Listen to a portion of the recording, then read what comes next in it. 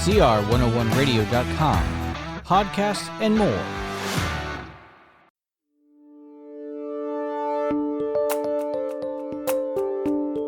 Jacob have I loved, but Esau have I hated.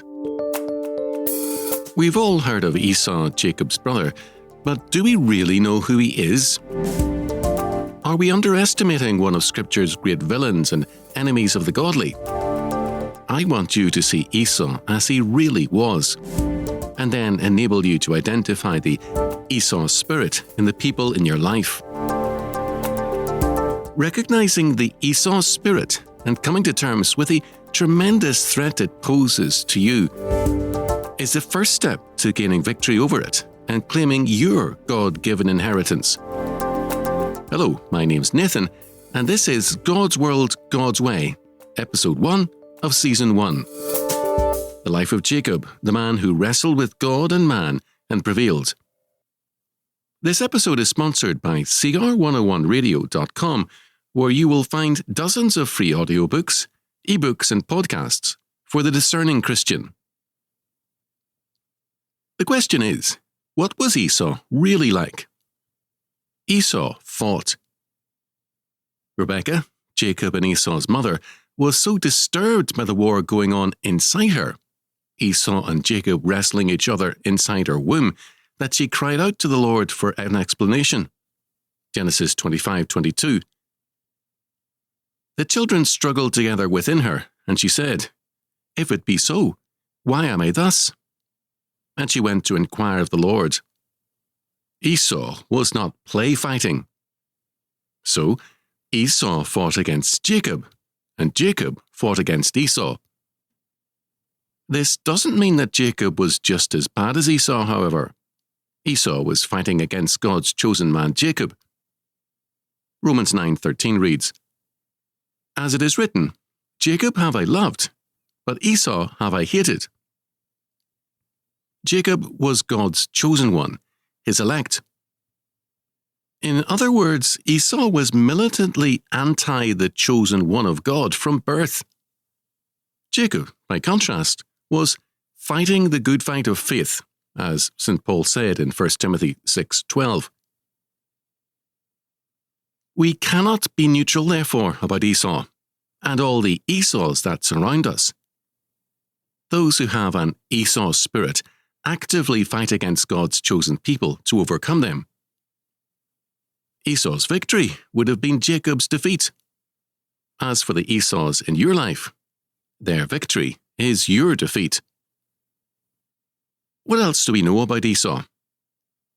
Genesis 25:27 says, "And the boys grew, and Esau was a cunning hunter, a man of the field."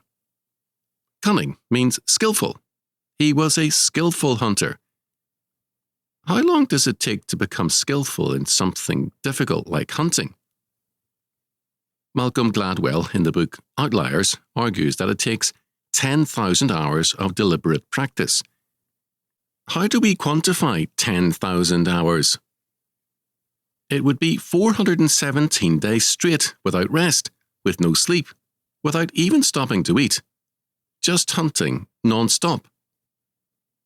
Mastery in hunting, therefore, would have taken years of consistent practice by Esau, years of time in isolation, despite the fact that the Lord had said it was not good for man to be alone. But, so what? Hunting can be good and godly recreation. The real question is, what did it mean for Esau to be a hunter? When you're too poor to buy food, it's time to devote yourself to hunting full-time. But Esau wasn't poor. His family had a very large livestock operation. Isaac, Esau's father, owned great flocks of thousands upon thousands of sheep and goats and cattle. Genesis 13:2 says this about Isaac's father. Abraham was very rich in cattle, in silver, and in gold. And Isaac, Abraham's son, became even wealthier still. So, Esau, by devoting himself to years of practice to become a cunning hunter, mastered a skill that had zero economic value. Jacob, on orders from his mother, picked out a couple of young goats from the herd for Rebekah to cook in Genesis 27, and Isaac, who just loved to eat what Esau had hunted, couldn't tell the difference between Jacob's goats and Esau's game. All those thousands of hours that Esau had spent mastering hunting for nothing.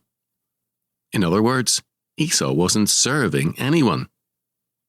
Instead of productive work and service, Esau cultivated relationships with a powerful patron, Isaac, who loved Esau because of the game he prepared for him. Power relationships, strategic alliances as opposed to work and service, was Esau's way. How does that compare with Jacob? Esau came in from days of hunting, ready to die, and what was Jacob doing? He was engaged in the humblest aspect of the family business. He was obediently preparing food, without complaint. Jacob was a servant. You see, Jacob devoted himself to dwelling in tents. What does that mean? Genesis 4:20 tells us. And Adah bare Jabal. He was the father of such as dwell in tents, and of such as have cattle, that is, livestock. To dwell in tents was to be in the cattle business, the business of Isaac and Abraham before him. Jacob had his own 10,000 hours of mastery, and it wasn't spent doing what he wanted to do. He did what he needed to do in order to inherit and run his father's livestock operation top to bottom. Instead of mastering an economically useless skill, Jacob learned his father's business. 3 times in his life at crucial points, once with Esau, twice with Laban, Jacob's powerful enemies, he makes a deal and comes out on top. As soon as he arrived to his uncle Laban's, he starts giving orders for the welfare of his flocks, and, like the blessed man of Psalm 1:3, whatever he did prospered.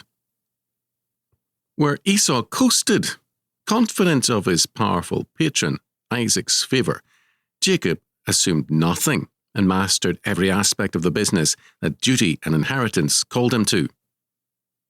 Jacob's power alliance was with the Lord, who had promised him the inheritance while he was still in his mother's womb. But Esau's refusal to work was active rebellion against the Lord. The first command God gave to man was this: have dominion over the fish of the sea, over the fowl of the air, and over every living thing that moveth upon the earth. Esau rejected the most basic task in being a man, dominion, when he chose hunting, not as a hobby, but as the defining activity of his life. What about Jacob? Jacob had such a mastery over the animals that, despite all of Laban's scheming, he was able somehow to breed speckled beasts from the white.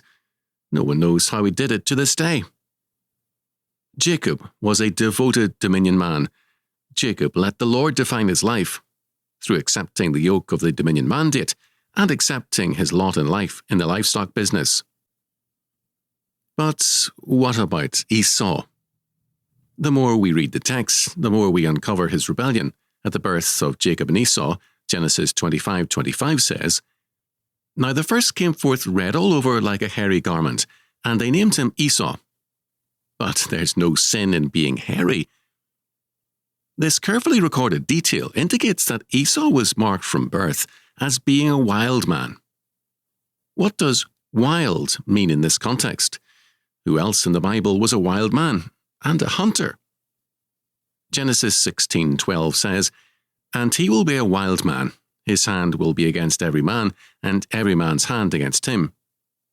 Again, in Genesis 21:20 it says, And God was with the lad, and he grew, and dwelt in the wilderness, and became an archer. That is, he was a hunter. Who is this? It's talking about Ishmael, older brother and rival of Isaac. What was Ishmael like? Ishmael was a persecutor of the godly. Genesis 21:9 says, Sarah saw the son of Hagar the Egyptian, which she had borne unto Abraham, mocking. This mocking was no one-off thing. It was a habitual cruel torment by Ishmael and Hagar of the true heir, Isaac, Ishmael was a real threat to the true heir. Esau is like Ishmael, the wild hunter, copied and pasted into Isaac's household. Ishmael, Isaac's half-brother, is the spiritual father of Esau. What about Jacob? Jacob was Isaac 2.0, the second-born son, dutiful and obedient, ready to take the yoke of dominion and dwelling in tents that his father and father's father had borne before him. As for Esau, the picture gets even worse. Ishmael wasn't the first hunter in the Bible. It was someone much more powerful than Ishmael or Esau. In Genesis 10 we read, Nimrod began to be a valiant warrior on the earth. He was a mighty hunter before the Lord, that is, in the face of the Lord. The primary region of his kingdom was Babel, that is, Babylon. Nimrod was a tyrant who founded the greatest empire and enemy to God's people, Babylon, of Tower of Babel fame. The first recorded attempt at one-world government. Nimrod, then, was a self-conscious enemy of the Lord God. He hunted in God's face, defying him. Enemy of God, enemy of piety, enemy of pity. Nimrod, the mighty hunter, was the spiritual grandfather of Esau, the cunning hunter.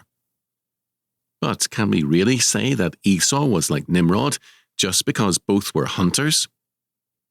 Genesis 27:41 says, And Esau hated Jacob because of the blessing wherewith his father blessed him. And Esau said in his heart, The days of my mourning for my father are at hand, then will I slay my brother Jacob. Like Cain, the first murderer, Esau hated his brother and plotted to take his life. Jacob's father, who still favored Esau, took the threat to Jacob's life so seriously that he sent Jacob hundreds of miles away to safety. But Esau didn't mellow with age, he just grew more dangerous and more ruthless. Genesis 32 says, And the messengers returned to Jacob, saying, We came to your brother Esau, and he is coming to meet you, and there are 400 men with him. Then Jacob was greatly afraid and distressed. The hunter had become a would-be murderer, and now the would-be murderer gathered around him 400 armed men to pursue his rival, God's chosen man. So Jacob prays to the Lord, Please deliver me from the hand of my brother, from the hand of Esau, for I fear him, that he may come and attack me, the mothers with the children. Esau, enemy of God, enemy of piety, enemy of pity, sought to kill his rival and eliminate his line with him and seize his possessions. Esau was now an expert in a different kind of hunting, and is indeed another Nimrod. But where do we find Jacob going wild and turning to violence? Nowhere. When threatened with the violence of Esau, he chose obedience to his father's command and courageously walked the perilous journey to an unknown land by himself. When he arrived at his uncle's place after a long trip on foot by himself, he practically flings to one side a great stone covering a well, allowing the thirsty sheep to drink. Jacob funneled his power, his strength, into his dominion calling, raising livestock. When he faced the violence of Esau and his warband of 400 armed men, what does he do? He prays, he makes a plan, and, having fought in prayer, fights against his brother with a bribe. He had learned godly wisdom in the tents of his father and put into practice the proverb, A gift in secret pacifies anger, and a bribe behind the back, strong wrath. Proverbs 21:14. You see, when Esau was doing what he wanted to do, hunting, his body became agile, his hearing, eyesight, and smell acute. He could bend a bow of bronze. But indulging yourself, doing what you want to do, makes you weak. While your body is strengthened, your inner man, always getting what it desires, atrophies like an arm in a cast. So Esau became more of a physical threat, But he was easily deflected from his course. His mother reckoned Esau would forget his rage against Jacob in a few days. Esau had assembled an army against his brother, but at the sight of 580 animals, weak Esau folded. Just taking these herds was far easier than having to fight Jacob for it. He was so weak in resisting his whims that he sold his birthright for soup and bread. Pathetic. But big, strong, macho Esau had a yet more shameful and dark secret lurking in his closet. He was a crybaby. Esau never said no to what his flesh wanted, and as a result, he was a toddler in a man's body. What does Esau do when he finally forfeits the blessing? He cries like a baby. By contrast, Jacob's path to secure the birthright and blessing was years of diligent labour in the oak of his father's house, learning the business, and, most of all, believing the divine promise that the older would serve the younger. Esau's way was do what you want and then throw a tantrum when you don't get it. There's something else in this Genesis 27 incident. After Esau cried, he started pointing the finger at Jacob, giving his own explanation of events, which turned the whole situation on its head.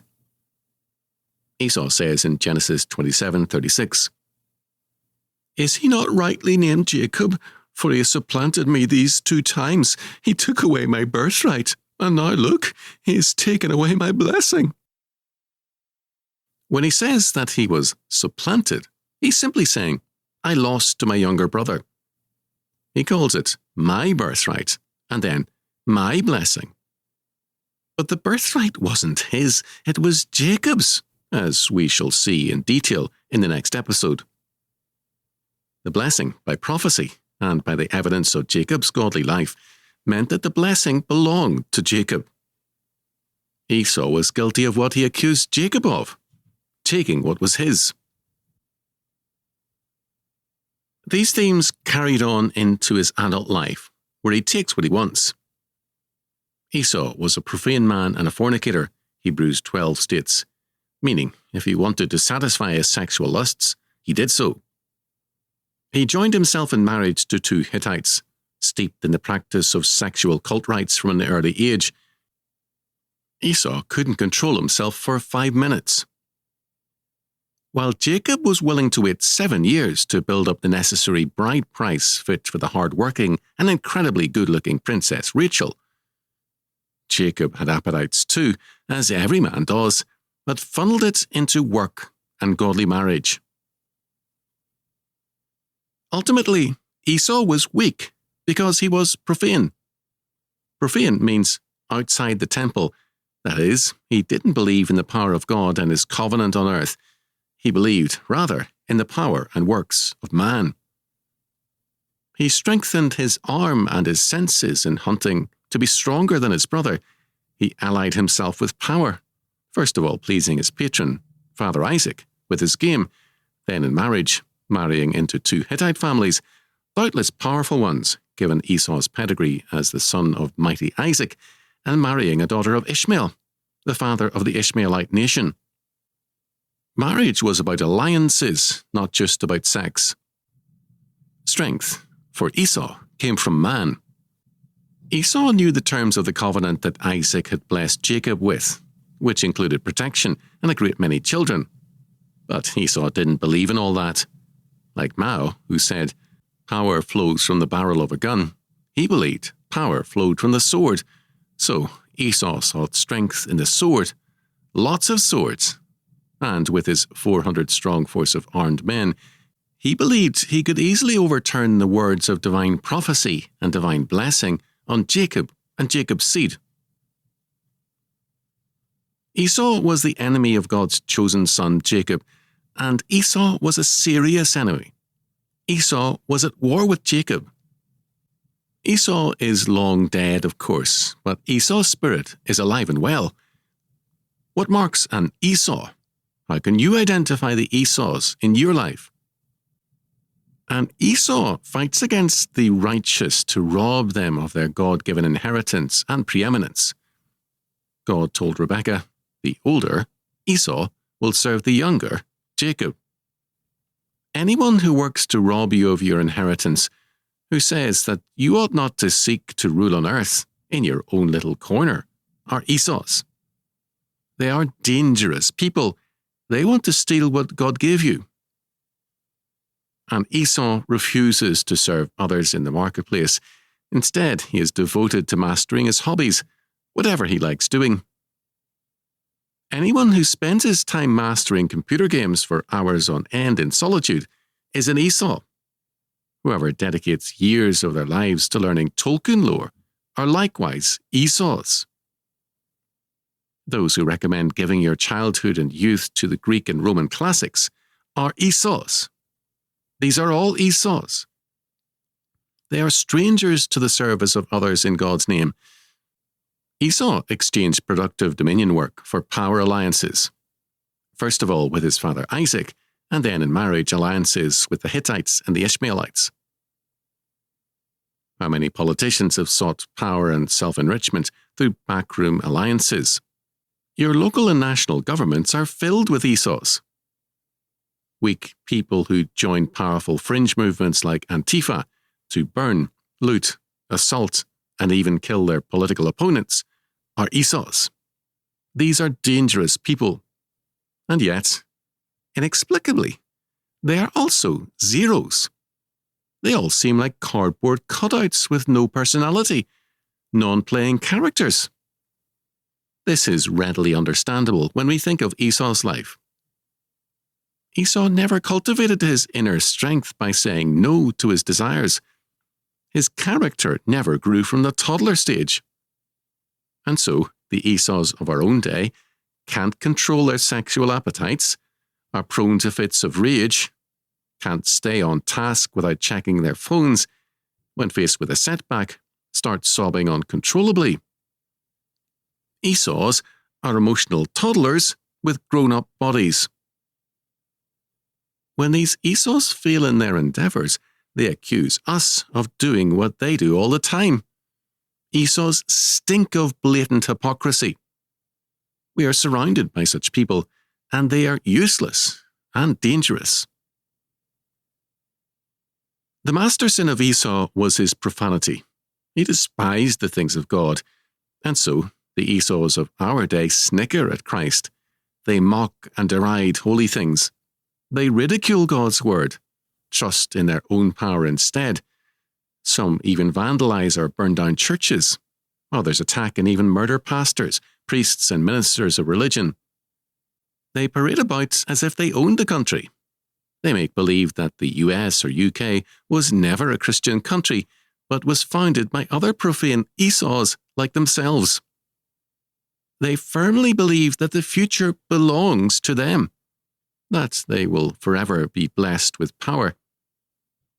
They hold all the key positions of power in civil governments, in entertainment and education, in the foundations and think tanks. But the truth is that if we are Christ's, as St. Paul says in 1 Corinthians 3, the present and the future belong to us. Esau will always be denied the blessing at God's appointed time, and Jacob, God's faithful people, will inherit the world. Keep listening and you will discover how God's chosen one, Jacob, overcame Esau, and how you, loved by God, can overcome him too. There is so much more that can be said about Esau, and we'll continue to examine his life and character in the weeks to come. Next week we'll be looking at Jacob. Do we know the real Jacob, or has the truth been hidden from us? In the meantime, please reach out with questions and comments. God bless you, and until next week, this has been Nathan Conkey for God's World, God's Way.